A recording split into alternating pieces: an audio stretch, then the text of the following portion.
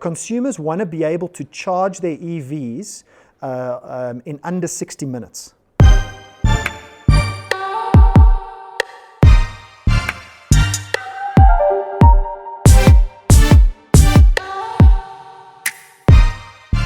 Yeah, so we did the first study last year, and the study showed us three things. First of all, the price point in South Africa for consumer adoption is under 500,000 Rand. So, just to kind of give some context, and it's not me, I'm not trying to like talk AutoTrader up, but it's relevant, and that is AutoTrader operates at scale when it comes to consumer engagement. We've got over 10 million visits, consumers open 75 million pages a month, and we do we do tens of millions of searches. The consumers do tens of millions of searches on our platform every month, and so the relevance is there in terms of the car buyer and scale. So we did this study, and the study is relevant in terms of the number of consumers that actually answered the study, and we got the real kind of data and sense that in order for South Africa to get to adoption, we have to have the price point of an EV below 500,000 Rand on average. Okay, yes, people are buying the 1.2, 1.8 million Rand iPaces, but on average we have to get that number down to below 500,000. So that's the first thing.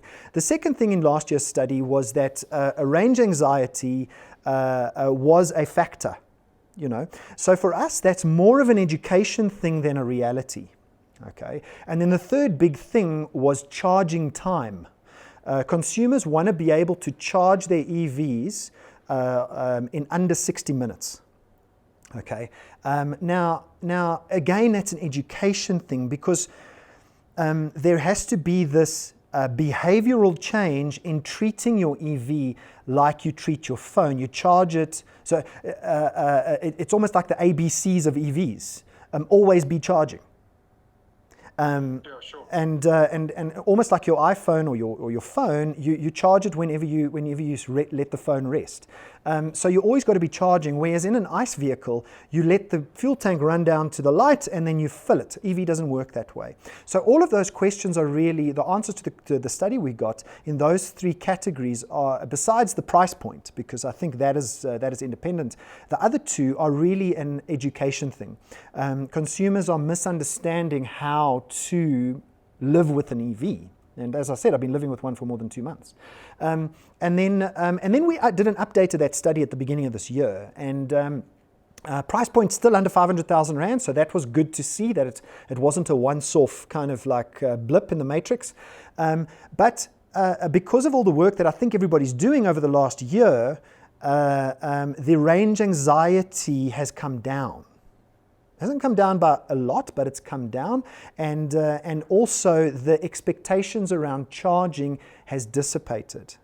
So I think it's still there. So those are still the three kind of main categories, but I still think there's a big education job.